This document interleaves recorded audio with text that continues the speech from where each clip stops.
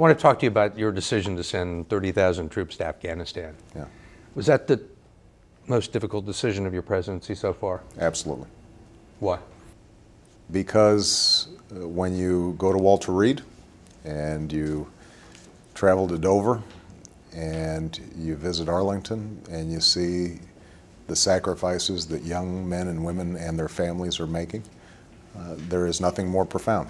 And it is a solemn obligation on the part of me as Commander-in-Chief to get those decisions right.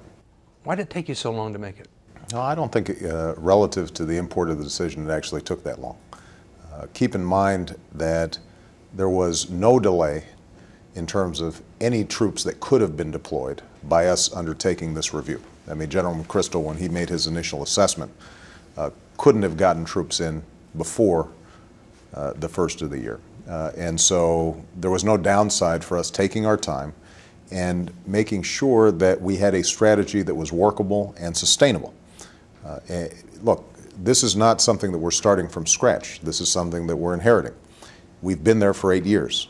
The American people not only have seen their sons and daughters die in Afghanistan over the course of 8 years, we also had in the interim an enormously costly war in Iraq. So not only have the costs been upwards of $1 trillion over the course of the last 8 years, we've lost thousands of lives over the last 8 years, and what was happening in Afghanistan was drift. We had enough troop presence there to prevent, in the short term at least, the overthrow of the Kabul government. But the Taliban had gained momentum. The situation on the ground was worse than we had anticipated when we came in. And what I wanted to make sure of was that there was an alignment between civilian and military strategies that would ensure stabilization of Afghanistan, would narrow the focus of our mission to going after al-Qaeda and those who can project violence against the U.S. homeland or our allies, and make sure that the plan that we came up with was sustainable over the long term and was not open-ended in a way that could not be supported by the American people. In your West Point speech, you seemed very analytical, detached, not emotional. The tone seemed to be, I've studied the situation very hard, it's a real mess, the options aren't very good, but we need to go ahead and do this. Mm-hmm. There were no exhortations or promises of victory. Why that tone? And you know, that was actually probably the most emotional speech that I've made in terms of how I felt about it. Because I was looking out over a group of cadets, some of whom are going to be deployed in Afghanistan, and potentially some might not come back. There is not a speech that I've made that hit me in the gut as much as that speech. But I do think that it was important in that speech to recognize that there are costs to war, that this is a burden we don't welcome. It's one that was foisted on us as a consequence of 19 men deciding to kill thousands of Americans back in 2001, that there's unfinished business. And you know, I think that one of the mistakes that was made over the last 8 years is for us to have a triumphant sense about war. This is a tough business, and there are tough costs to it. And I think because it was detached from our day-to-day lives in so many ways, unless you were a military family, unless you were one of those who were being deployed, there was a tendency to say, we can go in, we can kick some tail, this is some glorious exercise, when in fact, this is a tough business. And I think a sense of sobriety and clarity about what we're getting into, that we don't have great options, but what we do have as a consequence of the extraordinary courage and commitment of our military, as well as the civilians who are deployed, is the possibility of making a more stable situation in Afghanistan, defeating al-Qaeda, and making the homeland safe, that if we stay focused on those missions, then we can be successful. Most Americans right now don't believe this war is worth fighting. And most of the people in your party don't believe this is a war worth fighting. Right. Why did you go ahead? Because I think it's the right thing to do, and that's my job. I made a pledge to myself and to the country when I was sworn in that I would make these decisions based on what I thought was best for America, not based on what polled well. If I was worrying about what polled well, there are a whole bunch of things we wouldn't have done this year. This is one of those situations where, having looked exhaustively at all the information available to me, after having consulted with military experts, the civilian experts, our allies, it was my strong conclusion that it would be a mistake for us to engage in a rapid drawdown of forces in Afghanistan. The country, I believe, would collapse. On the other hand, it was a mistake for us to engage in an open-ended commitment in Afghanistan. That was not necessary in order for us to meet our national interests as properly defined. It was in our interests to make sure that we had this boost of troops that could train Afghan forces, stabilize the country, sustain a platform for us going after al-Qaeda aggressively. And that is exactly the order that I gave. And I recognized that it wasn't going to be politically popular, but given the alternatives that were available to us, I was absolutely certain that it was the right thing to do. Do you feel like you've staked your presidency on it? Oh, I think that given the number of things that I've had to deal with since I came into office, there are a whole bunch of things that I've staked my presidency on, right? That we can bring about an economic recovery that produces jobs in this country and gets us back on track towards a path of prosperity. Making sure that we end the war in Iraq in a way that stabilizes that country and is true to the sacrifices of the troops that we've sent over there and the enormous amount of resources that we've spent. Making sure that we get Afghanistan right. Making sure that over the long term we're able to deal with our federal budgets in a fiscally responsible way. So I've got a whole bunch of things out there that are tough and entail some risks. There's no guarantees, but that I'm confident we have addressed in the best possible way, in a way that's most promising for the American people, and assuring that the 21st century ends up being the American century just like the 20th. Let me direct you a couple of the questions that have been raised. Right. People have asked, why are we going to spend $30 million to send 30,000 troops halfway around the world and then start bringing them back 18 months later? Well, as I said, we've got a mission that is time definite in order to accomplish a particular goal, which is to stand up Afghan security forces. And as I said, we did this in Iraq just 2 years ago. And General Petraeus, who was involved in my consultations in designing this strategy, I think is the first to acknowledge that had it not been for those additional troops combined with effective political work inside of Iraq, we might have seen a much worse outcome in Iraq than the one that we're going to see. It's going to take 6 months anyway, just to get all the troops there. That doesn't leave you very much time to accomplish the mission. Well, keep in mind that we already ordered 33,000 additional troops into Afghanistan last year. So it's important to recognize that after 7 years in which the commanders on the ground had consistently felt under-resourced, President Bush, right at the end of his presidency, ordered in approximately 12,000. I came in and ordered an additional 21,000, in part to make sure that there was stability enough in Afghanistan for the elections to go off without a hitch. There still ended up being some hitches, but at least it wasn't disrupted by the Taliban. So those 33,000 troops already went in, and General McChrystal is already using those troops to implement the strategy. There are people that say, why set a deadline? I mean, Senator McCain most prominently. Right, and the answer is that in the absence of a deadline, the message we are sending to the Afghans is it's business as usual. This is an open-ended commitment. And very frankly, there are, I think, elements in Afghanistan who would be perfectly satisfied to make Afghanistan a permanent protectorate of the United States, in which they carry no burden, in which we're paying for a military in Afghanistan that preserves their security and their prerogatives. That's not what the American people signed off for when they went into Afghanistan in 2001. They signed up to go after al-Qaeda. And now, we do have genuine obligations in Afghanistan as part of an international force. And something that hasn't gotten a lot of attention is the fact that despite the Afghan war being even more unpopular in Europe than it is here in the United States, we've already received over 7,000 additional troop commitments from our NATO allies, and they have fully embraced the strategy that we're proposing.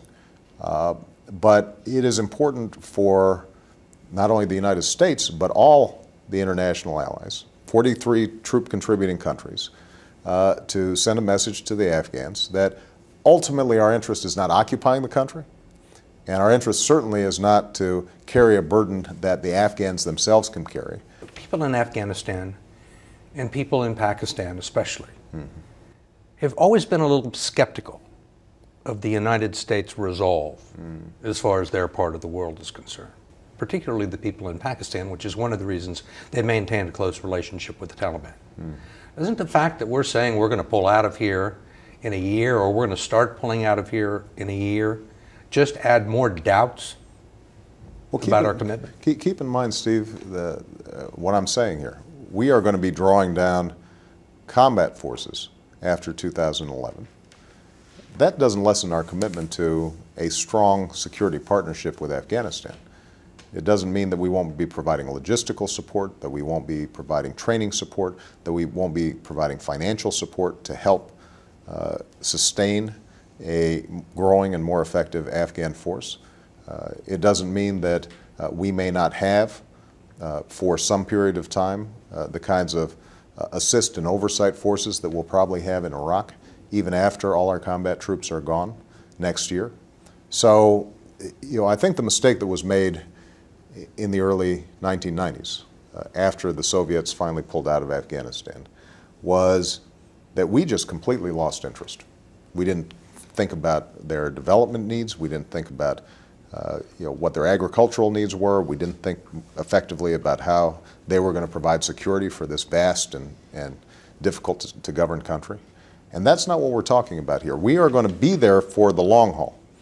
The question is, are we going to have an enormous troop presence in that region for the long haul? I actually think that would be counterproductive.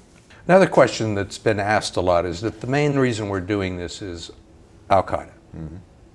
Why send 30,000 troops to Afghanistan? Because according to your government's own estimates, there may be fewer than 100 al-Qaeda fighters in Afghanistan. The rest are in Pakistan and the tribal territories. Well, the reason is this. Although we recognize a boundary between Afghanistan and Pakistan, al-Qaeda and militants don't recognize that boundary.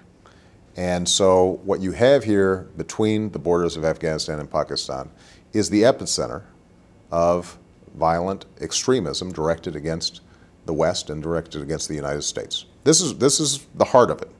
This is where bin Laden is. This is where its allies are. It's from here that you see attacks launched not just against the United States, but against London, against Bali, against a whole host of countries. And half of this territory is in Afghanistan? Half of this territory is in Afghanistan, half of it is in Pakistan. Now, part of the reason that we've been able to put pressure on al-Qaeda, and we have, I mean, one of the unwritten stories of this year is the degree to which we have been able to effectively put pressure and take out key al-Qaeda leadership in this region, but also in places like Somalia and places like Indonesia, working with our allies. Part of the reason we're able to do that is because you don't just have a free-for-all in this space. Our presence there has been helpful in penning them in and restricting their movement and restricting their communications ability and restricting their ability to engineer high-profile attacks against the West. Ultimately, in order for us to eradicate the problem, to really go after al-Qaeda in an effective way, we are going to need more cooperation from Pakistan. There is no doubt about that. And we have had very detailed and serious conversations with the Pakistan government and the Pakistan military about the fact that their traditional orientation, which has been to compete with India, that's what they view as their existential threat, that has now been overtaken by extremists within their own midst that are exploding bombs with impunity throughout Pakistan. And you're starting to see that recognition from Pakistan. The Pakistani military this year has launched a more aggressive offensive into these border regions than ever before. We want to build on that, continue to partner with them on it, but to the extent that we've got a stable Afghanistan on the other side, that helps us convince the Pakistanis that this is an approach that they need to take. That one last point I want to make. I've said from the beginning, I said when I was sworn in, I said in March, and I said after this review, that the other thing we have to do long-term to defeat terrorism is to convince the people of that region that there is an approach to them achieving prosperity and opportunity. And that means more effective development. It means more effective governance. It means that people have a stake in order rather than disorder, in peace rather than violence. And frankly, we have not done as good of a job as we should have over the last 8 years in giving life to that concept. I mean, we've given lip service to it, but we haven't really delivered on it. Now, it's hard to do if you don't have security. It's hard to send out an agricultural worker out into a region if they're going to be kidnapped or killed by some Taliban guerrillas. But we have to make sure that any security efforts that we make are matched with effective civilian efforts and communications efforts to explain to people what exactly that we're doing.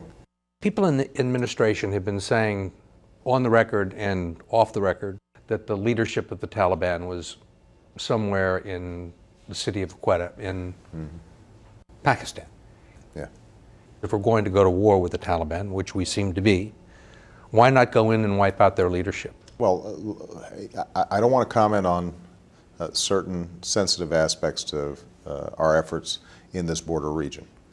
I think it is fair to say, number one, that my principle, and I articulated this in the campaign, is if we've got actionable intelligence on high-ranking al-Qaeda leaders, or for that matter, high-ranking Taliban leaders who are directing actions against U.S. troops, then we will take action.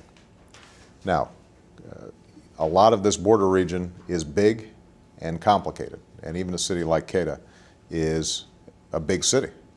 And we have to respect the sovereignty of Pakistan as we engage in potential actions that would involve going into a major metropolitan area with a lot of civilians around it.